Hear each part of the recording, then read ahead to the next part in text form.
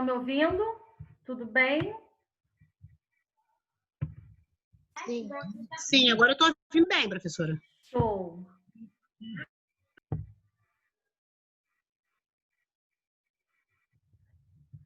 Então, a gente começa a falar sobre edema agudo de pulmão, tá? Ele é conhecido como EAP.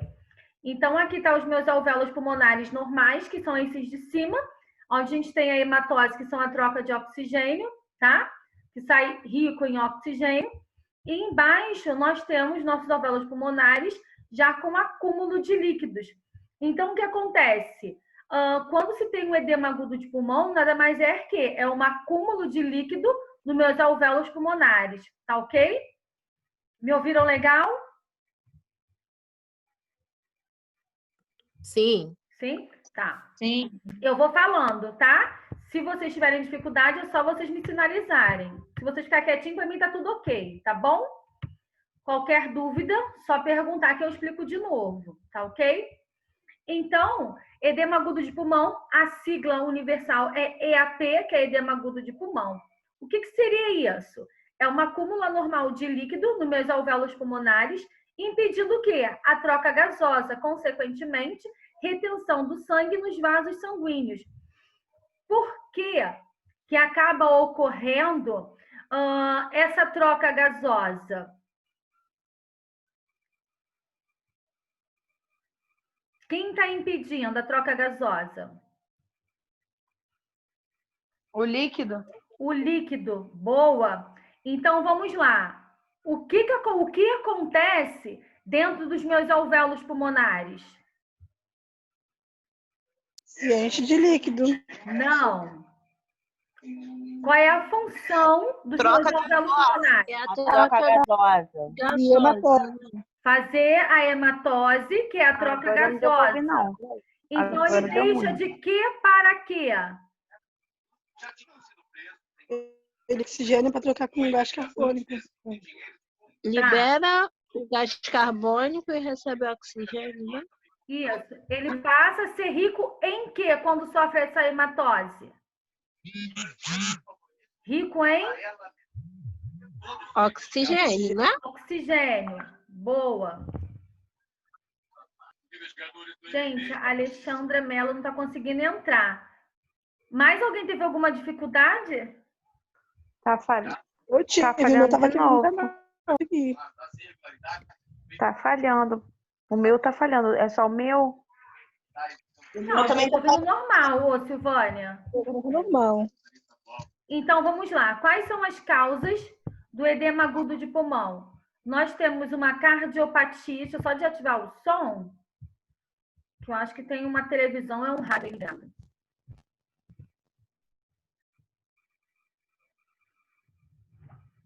Então, nós temos as causas como cardiopatias, tá? Complicações pulmonares. O que é uma cardiopatia?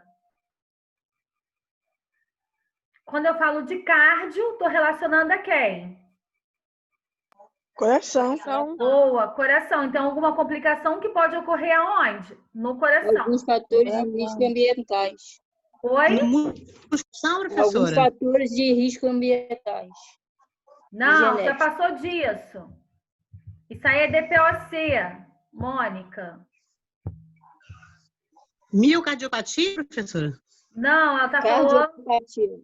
Ah, cardiopatia. isso. Tá. Complicações pulmonares, processos inflamatórios, falência renal, toxemias, que são as doenças hipertensivas na gravidez. É quando a mulher, muitas das vezes, acaba tendo uma gravidez, uma hipertensão, tá?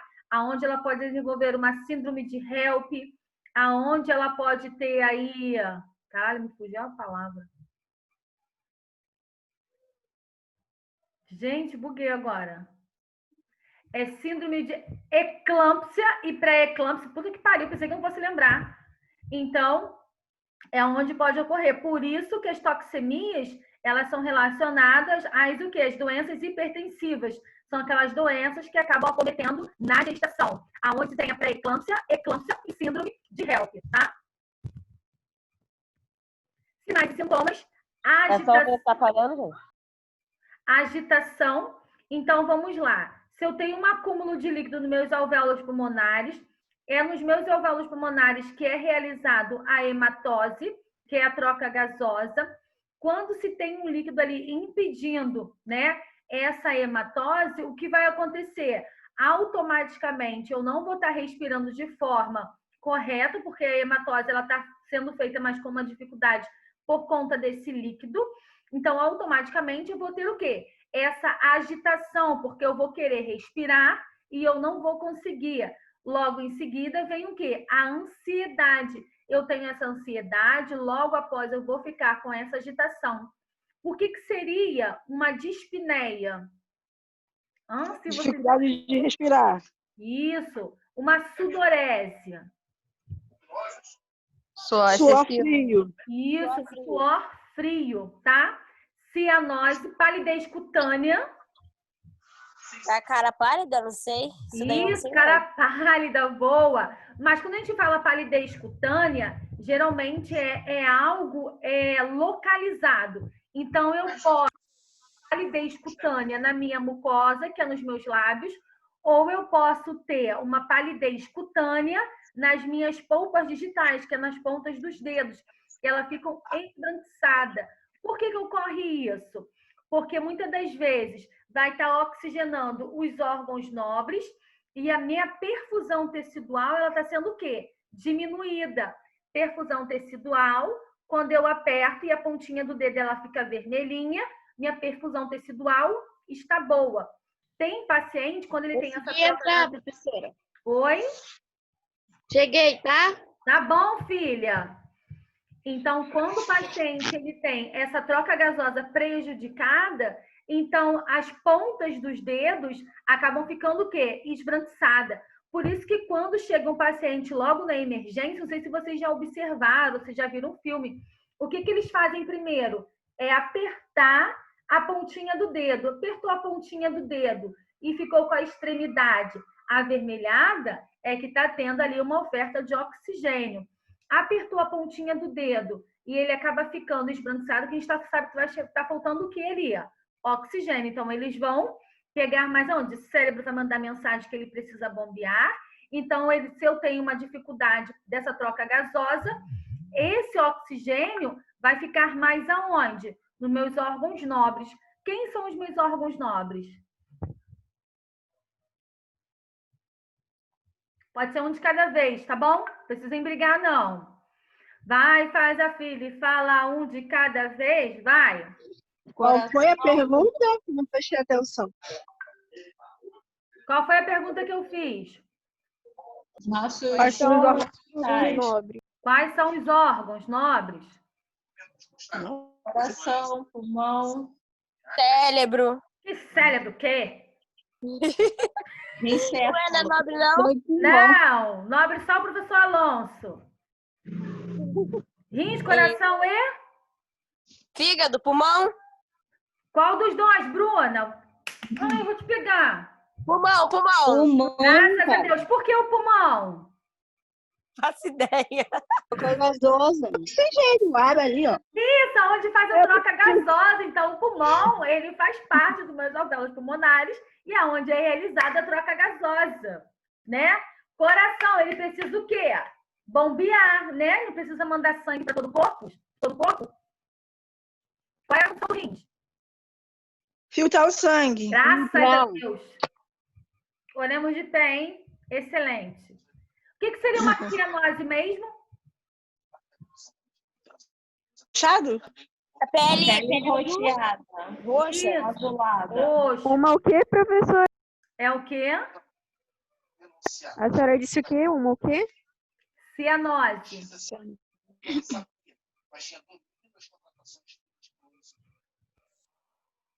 Cianose é quando fica roxo, né, professor? Isso, é isso aí, tá? Respiração ruidosa por conta desse acúmulo de líquido, então pode ter ronco-sibilos, tá? Ou estertores. Tosse de início, seca e depois pode ser produtiva. Toda vez que eu falo uma tosse produtiva, eu posso pensar em quê mesmo? Secreções? Pressão. Isso, pensei que alguém quer falar com catarro. Eu ia dar uma catarrada em vocês. Então, vamos lá. Tratamento. Se eu tenho edema agudo de pulmão, Qual é o tratamento? Manter em decúbito elevado, tá? Então, ó, o que seria isso? Eu preciso manter o paciente de 45 a 90. Lembrando que as vias aéreas dele, tanto em superior quanto inferior, precisa estar o quê? Livre. Então, meu paciente ele vai ficar naquelas posições que foi passado lá em fundamentos de enfermagem, Foley ou semi-Foley, porque ele precisa manter as vias aéreas o quê? Pérvias, tá? Oxigenoterapia. Então, oxigenoterapia, quantos litros mesmo pode ser ofertado na emergência? 3. É uma pergunta ou afirmativa? Afirmativa. Uma afirmativa, até 3 litros, aí é o médico que vai determinar quantos litros por minuto será administrado para esse paciente. Medicamentos são utilizados os diuréticos, porque esse paciente ele precisa estar eliminando esse líquido. Broncodilatadores, porque os meus alvéolos pulmonares eles estão com um acúmulo de líquido. Então, o que acontece? Ele está com um acúmulo de líquido, a passagem ela vai ficar o quê? Diminuída. Quando utilizado broncodilatadores, ele vai dilatar aqueles vasos. Então, por isso que a troca gasosa ela começa a ficar o quê? Eficaz depois dos broncodilatadores, tá? E restrição hídrica, tá? Essa restrição hídrica, isso é mais quando o paciente é colocado no soro. Se ele tem um acúmulo de líquido nos meus alvéolos pulmonares, quando a gente encharca esse paciente de líquido, ele realmente não vai conseguir fazer a troca gasosa por conta do fluxo de líquido. As nebulizações, até mesmo a oxigenoterapia, a gente precisa ofertar uma quantidade correta, porque ele vai estar o quê?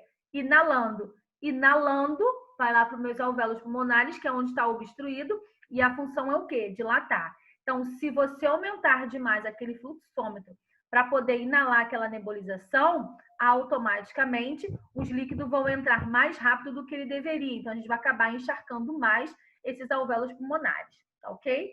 Alguma dúvida? Pergunta no chat, professora. Ah, não manda no chat não, manda aqui, gente, porque senão eu vou ter que ficar falando para poder ler. Vê aí quem escreveu, depois vocês me dizem. Ashley perguntou se o paciente com dificuldade de respirar, sem a cabeça estar elevada, ele tem insuficiência pulmonar. Então, sentar o quê? Cabeça elevada. Então, o paciente, quando ele tá com essa dificuldade, vamos supor, Foley, tá? Tô sentada aqui em Foley, que é 90 igual tá todo mundo sentadinho, assim, eu espero que todo mundo esteja sentado. Quando a gente está sentado, a gente está o quê? Em 90 graus. Quando a gente está um pouquinho inclinado, sentado no sofá, encostadinho lá naquele sofazinho retrátil, que maravilha, né? Aquele sofá é vida, uma cama dentro de uma sala. Então, você está mais ou menos o quê? Em 45. Quando você fica zero ou fica um pouquinho lateralizado, o que vai acontecer? Essa passagem de ar vai estar o quê? Com uma dificuldade. Então, você pode ter realmente uma insuficiência respiratória por conta disso. Você vai querer respirar e você não vai conseguir. Respondi, Ashley? Sim, não, talvez? Professora, Oi. aqui é a Silvânia. Se caso a minha internet está muito ruim aqui do trabalho e do meu celular também, se caso cair, eu vou ganhar falta? Eu sei que sua internet está ruim, pode ficar tranquilo. Porque ela está caindo toda hora, eu não estou conseguindo ouvir quase nada. Tá, pega ela, Silvana, deixa ela cair não. Bota um suporte nela para não cair mais. Tá engraçadinha hoje, né, dona Josélia? Dona Josélia. Quem me chamou? Quem me chamou? Vai, vamos lá. Quando fazer chamada, eu vou falar, quem me chamou? Vai, Ashley, respondi sua pergunta? Mais alguém tem dúvida? Então, quais são os cuidados de enfermagem que eu tenho que ter com esse paciente? Manter o decúbito elevado, aferir rigorosamente sinais vitais, com ênfase em quê?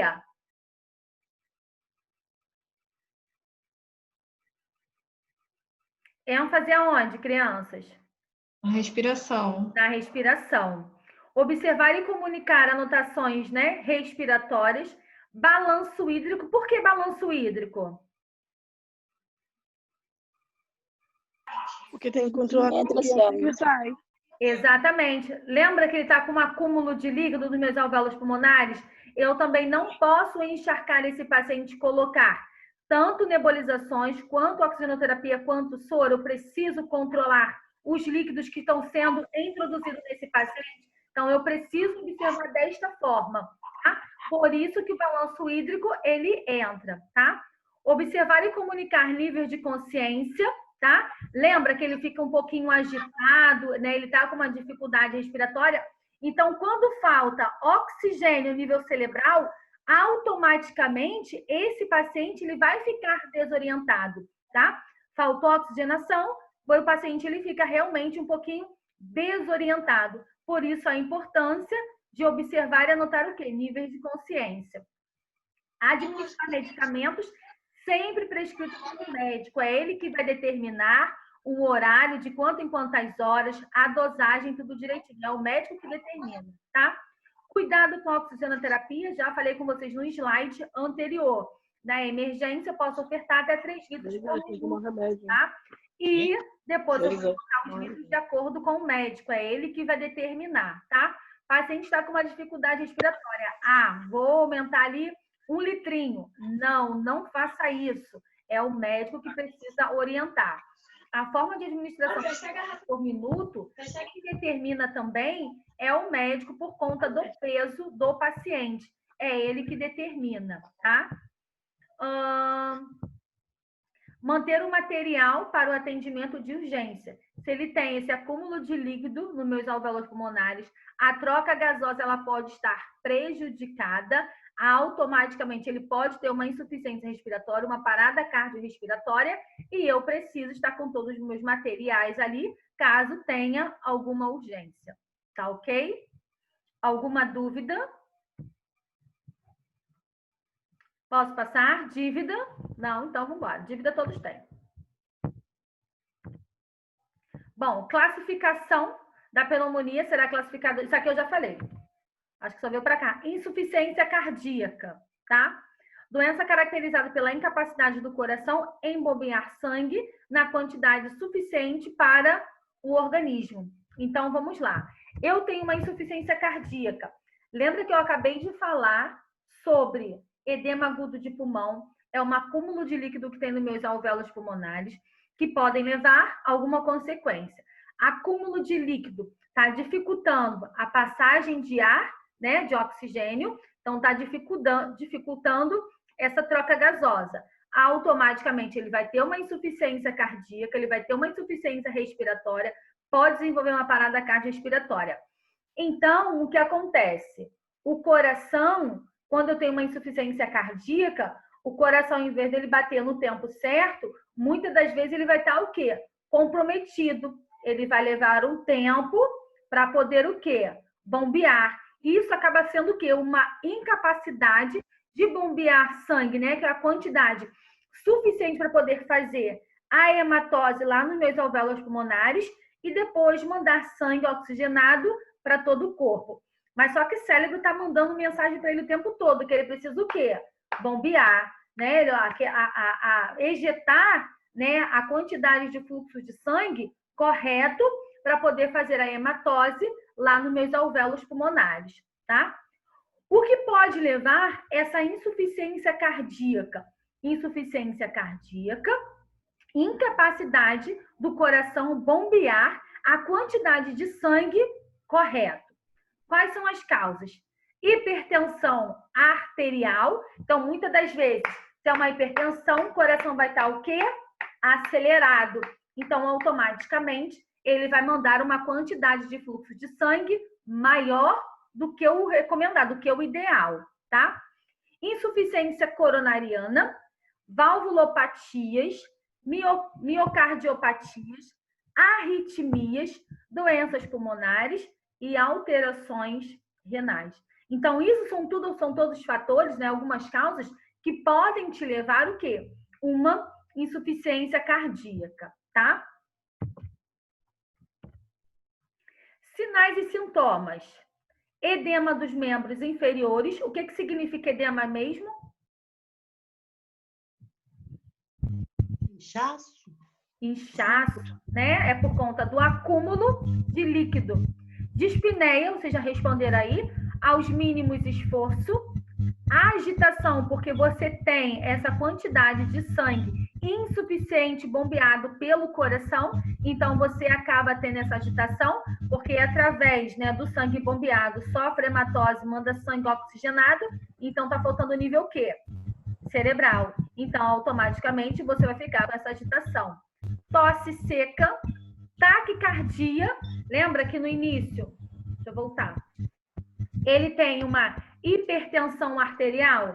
Se ele tem uma hipertensão arterial, automaticamente ele vai ter aí também uma taquicardia. Insônia, muitas das vezes pode ser relacionado às medicações que são utilizadas, tá? Tratamento para uma insuficiência cardíaca. Medicamentos de acordo prescrito pelo médico, é ele que vai determinar quanto tempo, de quantas horas, qual a dosagem que será administrado.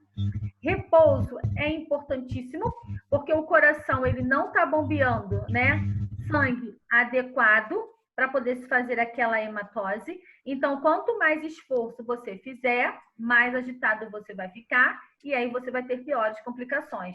Por isso que se você manter em repouso, vai ficar tranquilo. O paciente com uma insuficiência cardíaca, ele precisa ficar em repouso para poder esse coração ele não fazer muito esforço, tá? E controle hídrico também. Alguma dúvida? Cuidados de enfermagem. Aferir sinais vitais. Lembrando que aferir sinais vitais é temperatura, pulso, respiração e PA. Entra até mesmo com a escala de Doe, que é a escala de Eva. Controle do balanço hídrico. Tudo que entra precisa sair. Manter o decúbito elevado. Manter o ambiente calmo e arejado. Observar e comunicar anotações da perfusão, tá? Periférica, tá? Então, a gente precisa anotar. Realizar mudança de decúbito. O que seria mudança de decúbito?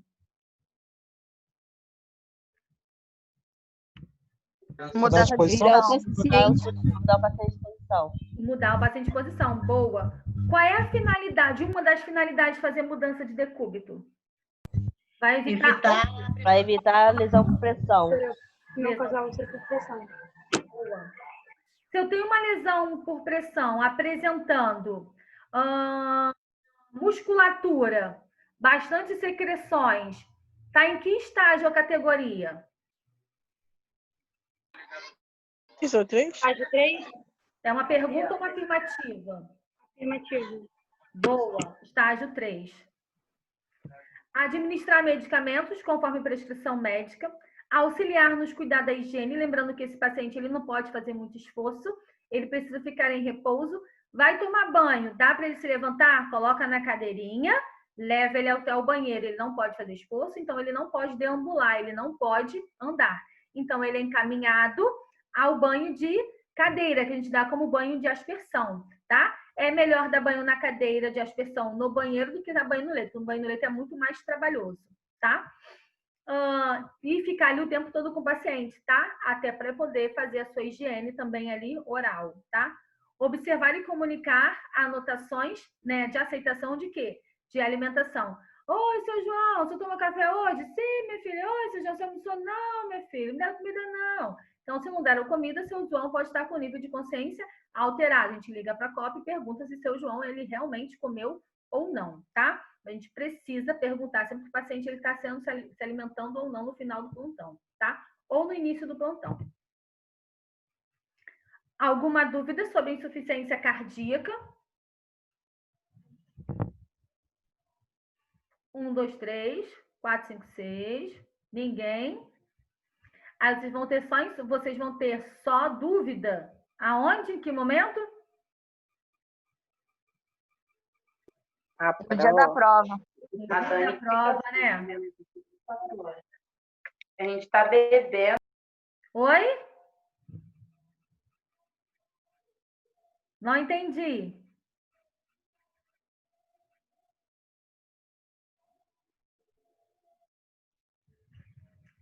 Então, vou continuar, hein?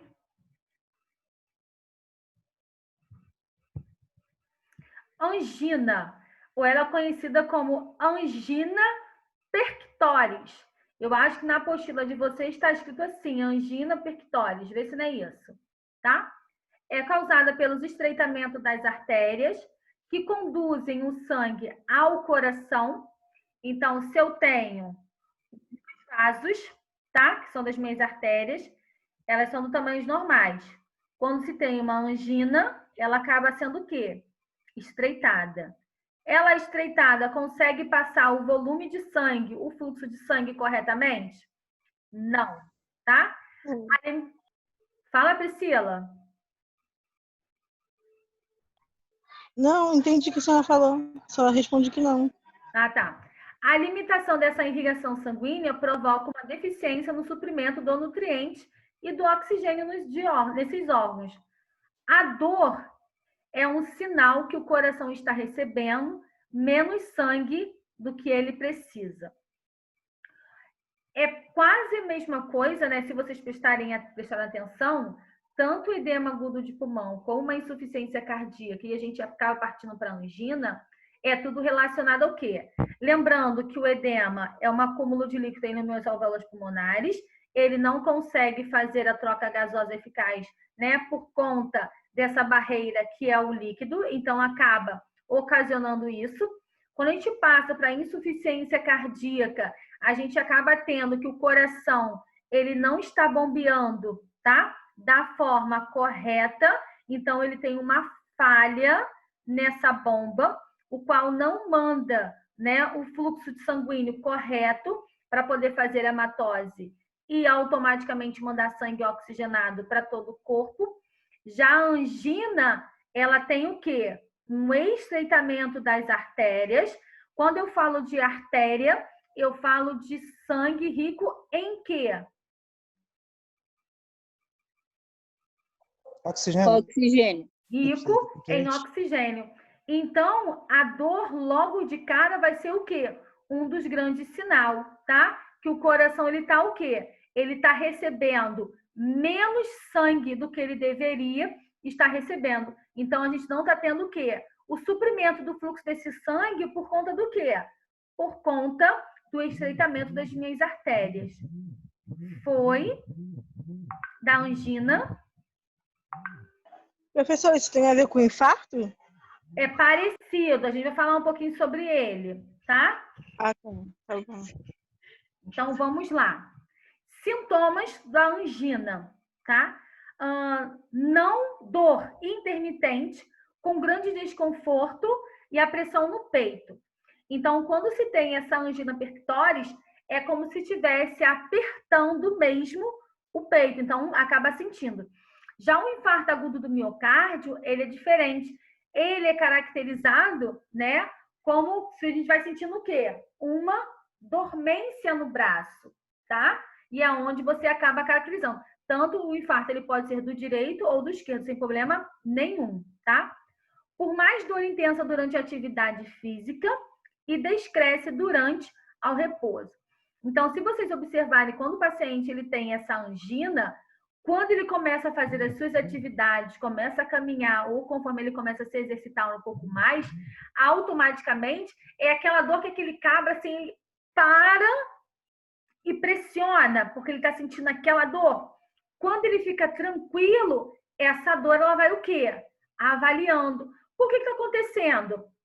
O sangue oxigenado, né? Ele está tendo o quê? Nas meias artérias, no estreitamento. Então, não está tendo fluxo de sangue adequado. Por isso que o paciente ele acaba sentindo essa dor, tá? O nosso tempo vai acabar, é só a gente voltar no mesmo link, tá bom? Dor que pode irradiar-se para a mandíbula e pelos membros ou braços, mais comumente pelo lado esquerdo do corpo. Então, a angina,